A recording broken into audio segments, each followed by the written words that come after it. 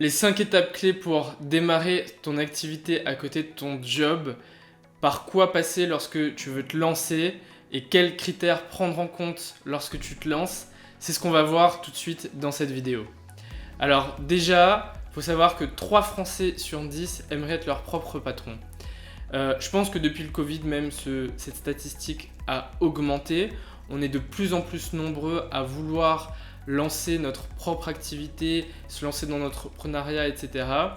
Et il faut forcément prendre en compte certains critères lorsque tu vas te lancer. Puisque quand tu es salarié, tu vas avoir des avantages. Tu as un salaire qui tombe tous les mois, donc tu es plutôt serein, tu as cette sérénité financière qui te permet de vivre confortablement. Mais d'un autre côté, ça peut être frustrant puisque tu peux avoir des supérieurs hiérarchiques qui vont t'imposer un rythme de travail.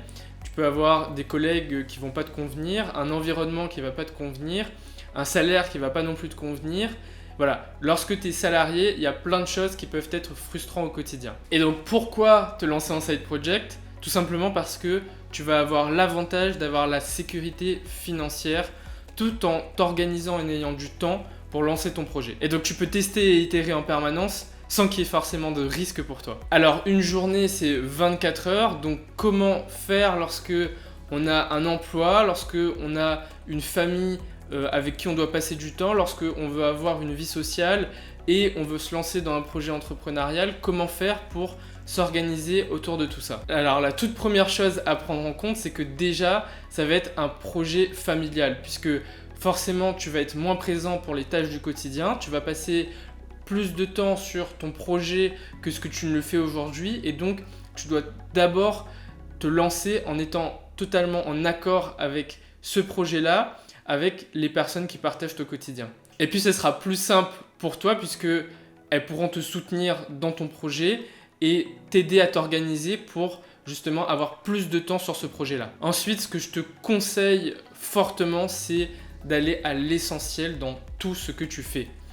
Notamment lorsque tu vas lancer ton projet, le but, la priorité pour toi, c'est de identifier ton product market fit. Ton product market fit, c'est quoi ? C'est lorsque tu as des prospects qui sont intéressés par ce que tu vends et qui sont prêts à payer pour ça. Et donc, il va falloir dans un premier temps vraiment aller chercher à essayer de trouver ça, à itérer en permanence pour aller à l'essentiel. Le but ici, c'est vraiment de valider le potentiel de ton projet.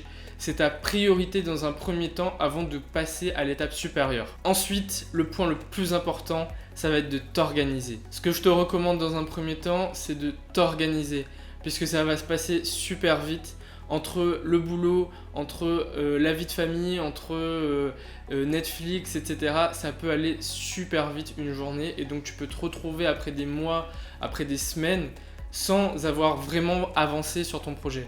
Donc ce que je t'invite à faire, c'est de mettre un point d'honneur à ton organisation. Et donc comment tu fais ça ? Comment tu mets un point d'honneur à ton organisation ? Déjà, c'est d'aller chercher chaque jour du temps sur lequel tu peux travailler sur ton projet. Une journée, c'est composé de 24 heures. Dans ces 24 heures, tu peux au moins trouver 1 heure chaque jour pour aller travailler sur ton projet professionnel de reconversion ou autre. Et donc, c'est 1 heure, au bout d'une semaine, ça peut faire 7 heures, et à la fin de l'année, ça fait 365 heures. 365 heures, imaginons qu'on enlève à peu près les jours de Noël, etc. Tu peux aller facilement te retrouver avec 200 heures sur lesquelles tu peux travailler à fond sur ton projet ou te former. 200 heures, c'est lorsque tu prends une formation par exemple, c'est beaucoup d'heures, c'est énormément d'heures pour une formation. Des fois, c'est un quart d'une formation. Et donc, c'est important d'aller chercher ces heures-là sur lesquelles tu vas travailler sur ton side project. C'est pour ça que tu dois passer du temps à aller chasser les heures que tu ne passes pas forcément sur des tâches productives ou des tâches intéressantes pour toi. Ça peut être Netflix, ça peut être autre chose qui ne sont pas productives pour toi.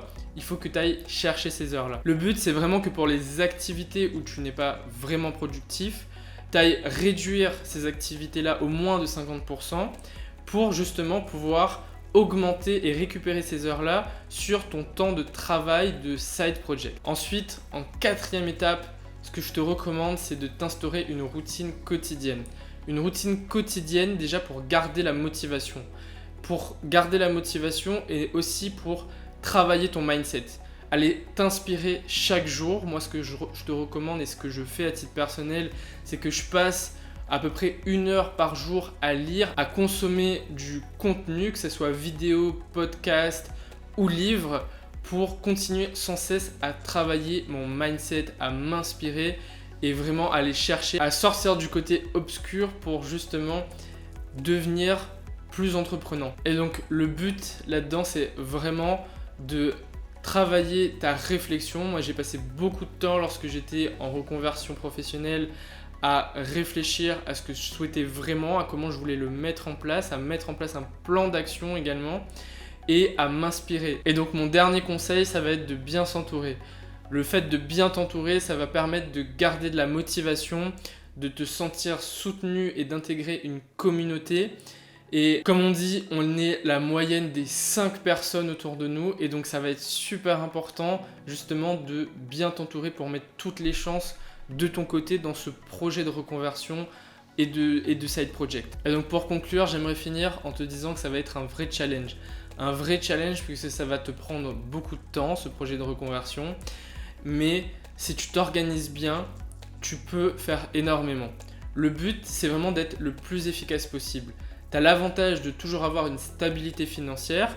Donc sur ce côté-là, tu n'as pas à t'inquiéter. Et tu peux réutiliser du coup d'ailleurs tes ressources financières pour les mettre à profit pour te faciliter certaines tâches en investissant dans des logiciels ou autres qui vont te permettre de gagner du temps.